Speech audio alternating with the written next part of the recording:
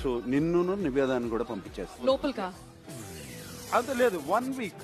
అయితే రానాని ఒక 1 వీక్ పట్టుకోండి సార్, నన్ను మాత్రం ఒక 3 days లో ఎలిమినేట్ చేసి పంపించండి. Niveda will be in the house for 3 days, Rana in the house for 6 days. So నేను 3 days అయితే రానా 5 days, 3, 5, 35 సరే. 3, 5 ఓకే.